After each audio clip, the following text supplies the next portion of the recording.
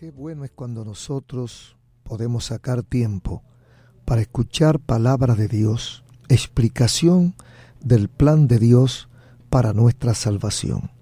En este momento le invitamos su atención para compartir nuestra charla bíblica para el día de hoy. Bueno, quiero conversar con ustedes, queridos hermanos y amigos oyentes, sobre el plan de Dios y nosotros, o parte del plan de Dios y nosotros. Queremos conversar sobre esto porque en una ocasión un líder cristiano dijo: la sabiduría suprema es encontrar en qué dirección se mueve Dios y moverse en la misma dirección. Eso es muy importante. Averiguar en qué dirección se mueve Dios para nosotros movernos en esa misma dirección. Es decir, para no nadar en contra de la corriente. Porque dicen los nadadores que si usted lucha contra la corriente, terminará cansado y ahogado. Pero si usted nada a favor de la corriente, pues la misma fuerza de la corriente irá en ayuda suya y usted pues tiene más posibilidades de triunfo.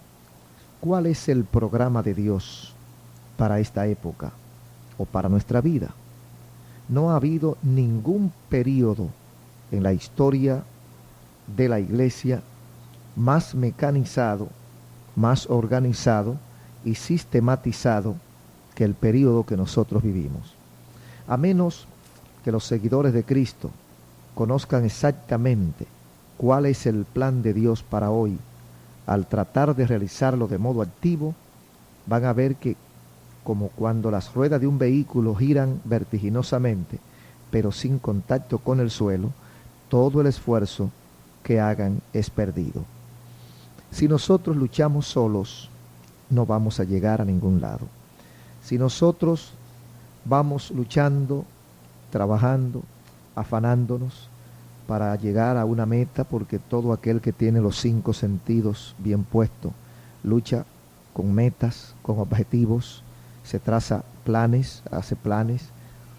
Pero si nosotros hacemos nuestros planes, trazamos nuestras metas, ya sea en nuestra vida profesional, en nuestra vida de negocio, en nuestra vida familiar o aún en nuestra vida religiosa, todo el mundo tiene sus metas, pero si nosotros tenemos nuestras metas y tenemos nuestro plan de trabajo y no hemos consultado, no averiguamos, no sabemos, no estamos claros de si Dios está a nuestro favor o no, puede suceder que estemos arando en el desierto, arando en la arena, y puede suceder que estemos luchando contra Dios. Imagínese usted luchando contra la roca. Por eso es bueno averiguar cuál es la voluntad de Dios, cuál es el deseo de Dios, en qué dirección Dios se mueve, para entonces nosotros movernos en esa dirección y no chocar con Dios y aún con nosotros mismos.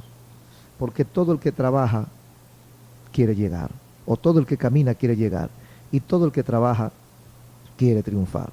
Entonces, para que su trabajo no sea en vano, para que su esfuerzo no sea tenga como resultado la derrota, para que su tiempo, su talento, sus inversiones tengan buen resultado, nosotros tenemos que indagar acerca de cuál es el propósito y la voluntad de Dios, para que entonces podamos aprovechar el tiempo, aprovechar las energías y que haya fruto de nuestro trabajo.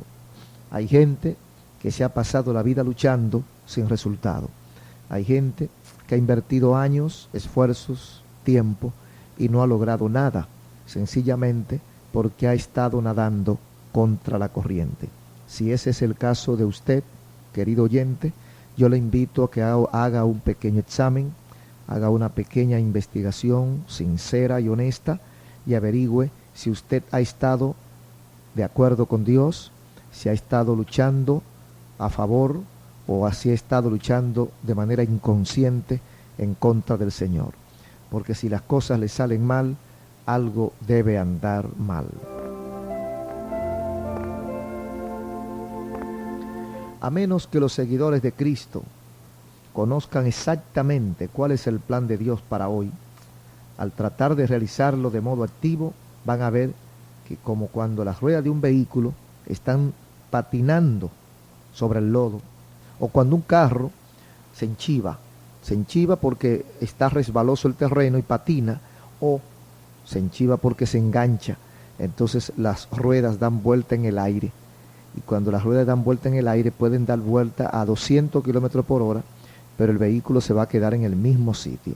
Así nos pasa a nosotros.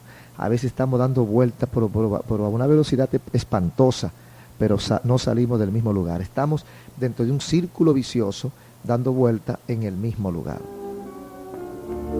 Después de la resurrección de nuestro Señor Jesús, las cosas comenzaron a ir deprisa. La noche de aquel día memorable, los discípulos se habían reunido en el aposento familiar.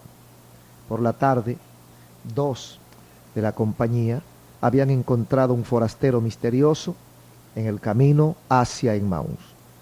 Ya la historia la conocemos.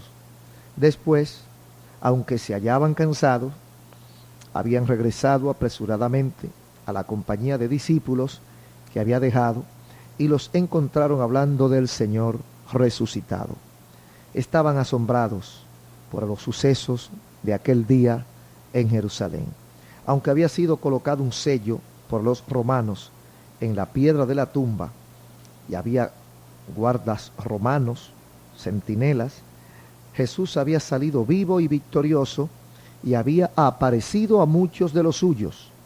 No es entonces de extrañar que las noticias habían corrido por doquier en Jerusalén, en donde había grandes muchedumbres a causa de las fiestas. Los discípulos de Jesús estaban acurrucados en aquella pequeña habitación por miedo de que los judíos, que ya habían matado a su maestro, también vinieran por ellos. Y mientras estaban ellos quizás temblando y atentos a cualquier ruido extraño para tratar de evitarlo y de salir corriendo, de repente se presenta Jesús en medio de ellos. Paz a vosotros. Fueron las primeras palabras que dijo Jesús a sus discípulos. Paz a vosotros. Hermosas palabras. Palabras de seguridad, palabras de gracia, palabras de fortalecimiento, palabras de apoyo para aquellos hombres que estaban temblorosos, que estaban asustados. Se había ido el maestro, habían quedado solos, rodeados de enemigos, pero ahora en medio de ese momento de tribulación aparece Jesús. Paz a vosotros. Palabras hermosas. Su promesa de resurrección sencillamente había sido cumplida y corroborada. Todo lo que había dicho acerca de sí mismo había sido apoyado y corroborado por este hecho innegable de la historia, la resurrección. La muerte de Cristo había propiciado al Padre y la raza rebelde había sido reconciliada. El Padre había cumplido una vez más con su promesa de rescate, de redención, y la raza rebelde había adquirido una forma de reconciliación. Y los discípulos recibían este glorioso mensaje para proclamarlo. Justificados, pues, por la fe, tenemos paz para con Dios por medio de nuestro Señor Jesucristo, por medio del cual hemos obtenido también entrada por esa fe a la gracia, en la cual estamos firmes y nos gloriamos en la esperanza de la gloria de Dios. Esto último está en Romanos, capítulo 5, versículos 1 al 2. Jesús, amigos, había demostrado de modo convincente la realidad de su palabra, de su promesa con su resurrección, porque había aparecido súbitamente en una habitación cuyas puertas estaban cerradas. Había mostrado a los discípulos sus manos y sus pies y había pedido que le dieran algo de comer para que vieran que no era un fantasma, no era un muñeco, era un hombre era él mismo. No era una aparición, no era un fantasma, ni era el producto de un éxtasis de los discípulos atribulados, sino que era Jesús. Y luego, para mayor asombro, le dijo las palabras que vamos a leer en Lucas capítulo 24, versículo 44 en adelante. Estas son las palabras que os hablé estando aún con vosotros, que era necesario que se cumpliese todo lo que está escrito de mí en la ley de Moisés, en los profetas y en los salmos. Entonces les abrió la mente para que comprendiesen las escrituras. Y les dijo, así está escrito, y así era necesario que el Cristo padeciese y resucitase de los muertos al tercer día, y que se predicase en su nombre el arrepentimiento y el perdón de pecados a todas las naciones, comenzando desde Jerusalén. Y vosotros sois testigos de estas cosas. He aquí que yo voy a enviar sobre vosotros la promesa de mi Padre, pero vosotros quedaos en Jerusalén hasta que seáis revestidos de poder. Amigos y hermanos, a los que estaban amedrentados detrás de puertas cerradas, el Señor le ofreció un plan de puertas abiertas, un plan de apertura para dar testimonio de lo que había sido o de lo que había ocurrido en sus vidas. Aquí estaban la divina comisión de la que había hablado Jesús a sus discípulos que esperaban y que no ha sido retirada y por tanto está vigente hoy en la iglesia de nosotros. ¿Obedecerán los discípulos del siglo XX y XXI la orden de ir y contar la historia de Jesús? ¿Estaremos nosotros obedeciendo ese compromiso tan serio y tan formal de nuestro Padre y de nuestro Señor Jesús, de compartir el testimonio, compartir las maravillas del Señor con aquellos que no lo conocen?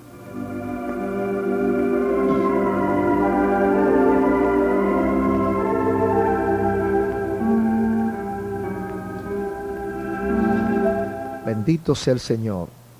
Es una profunda convicción nuestra que necesitamos oír y necesitamos prestar atención a las palabras del Señor otra vez y ponernos a cumplir esta comisión con el poder del Espíritu Santo allí donde nos encontramos. Tenemos que darle a la gente que se muere el aliciente de la vida. Tenemos que dar a los que se pierden en las tinieblas un poquito de luz. Aunque algunos pueden decir que esta no es la gran comisión, estas palabras de Cristo preceden a poca distancia su ascensión y sirven para clarificar su orden. Pero recibiréis poder cuando haya venido sobre vosotros el Espíritu Santo y me seréis testigos en Jerusalén, en Samaria, en toda Judea y hasta lo último de la tierra. Y yo creo que en eso último de la tierra hay un espacio para la República Dominicana, para la América, para las Antillas, para nuestra ciudad, donde quiera que nos encontremos. El propósito de Dios para nuestra época es que el Evangelio sea predicado no solo a Israel y alrededores de Jerusalén, sino también a las naciones. Los atónitos, los perplejos discípulos habían de ser los heraldos del Señor Jesús en una misión mundial. Hombres sin mucha preparación académica, sin mucha preparación humana, sin muchos recursos, pero envalentonados con esa confianza y portadores de un mensaje revolucionario, trastornador, poderoso, que tenían que llevar. Como ellos estaban a favor del plan, y como el plan de Dios es salvar a los hombres, el plan de Dios es tu paz, tu felicidad, el plan de Dios es que tú vivas bien. Y si nosotros tenemos la fórmula, si nosotros tenemos ese mensaje que se llama buenas nuevas, tenemos que comunicarlo. Y si usted que me está escuchando no lo ha aceptado, usted es uno de esos objetivos del Señor.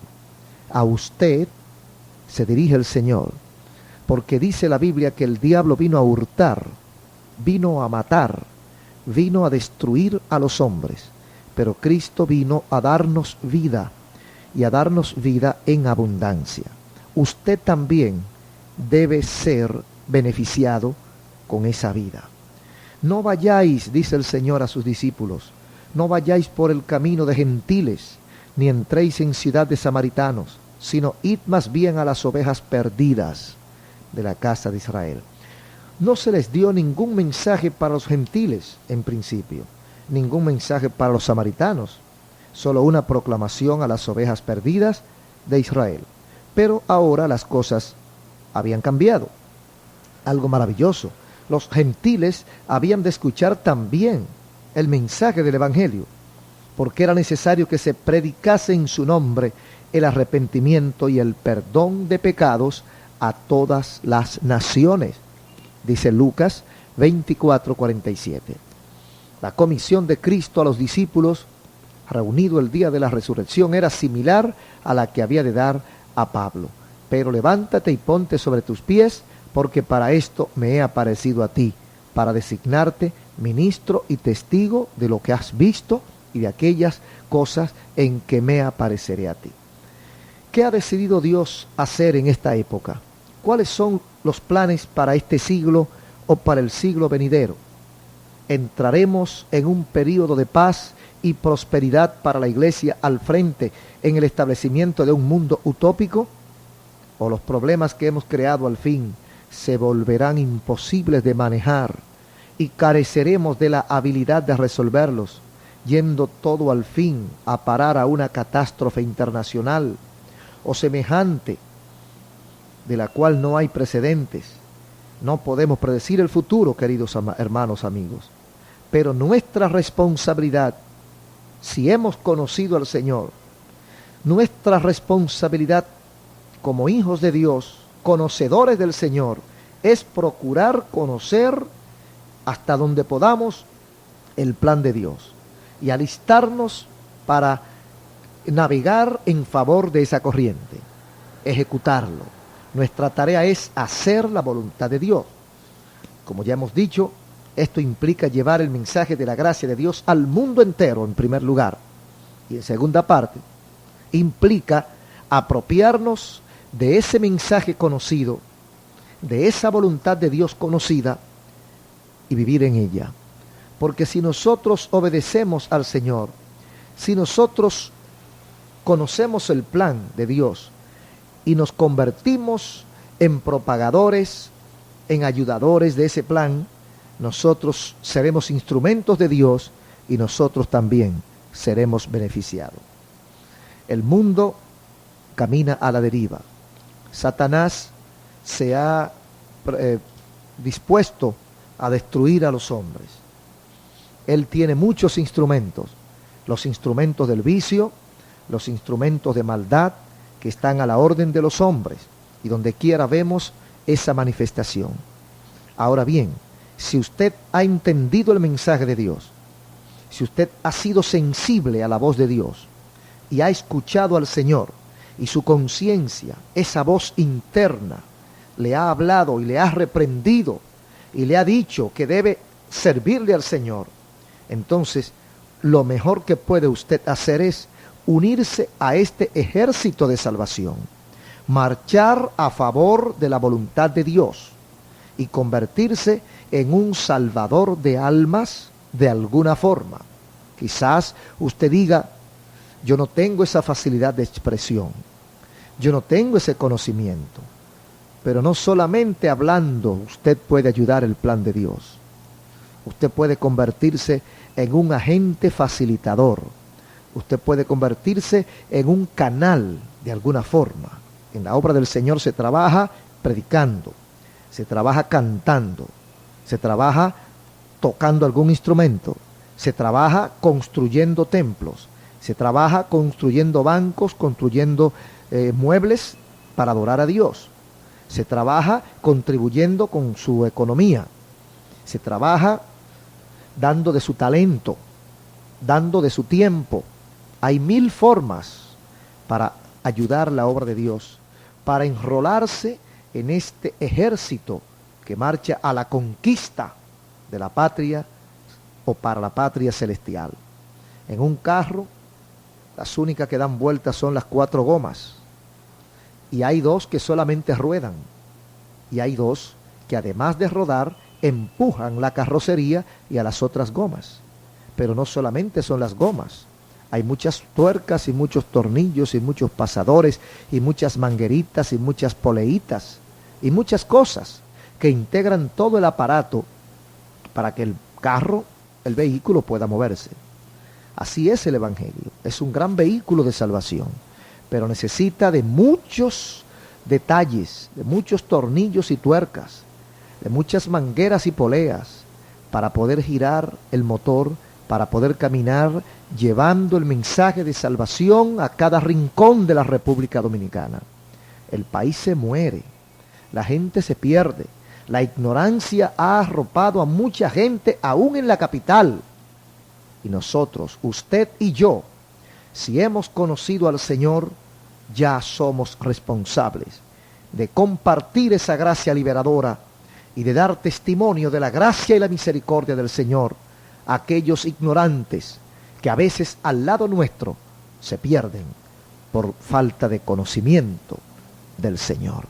Señor Jesucristo nos acompañe, nos ayude para que nosotros podamos unirnos en este glorioso plan, en esta gloriosa obra liberadora, para que otros puedan ser salvos.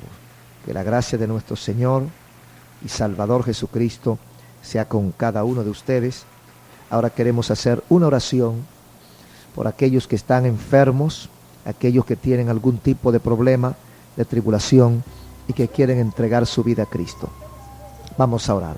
Padre, en el nombre de Jesús te damos gracias por tu gran misericordia y tu bondad. Gracias por cada hermano, por cada amigo que ha escuchado tu palabra. Te ruego, Señor, que concluya esta obra y le perdones y le salves. Mira aquellos que están en aflicción. Mira tanta gente que pide la oración constantemente por problemas en el hogar, problemas de salud y diferentes problemas. Tú los conoces a todos.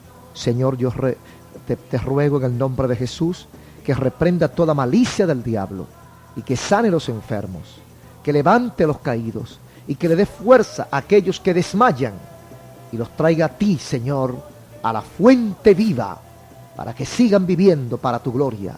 En el nombre de Jesús, toda cadena sea rota por Jesucristo. Amén. Su hermano pastor Ezequiel Molina Rosario les hizo compañía.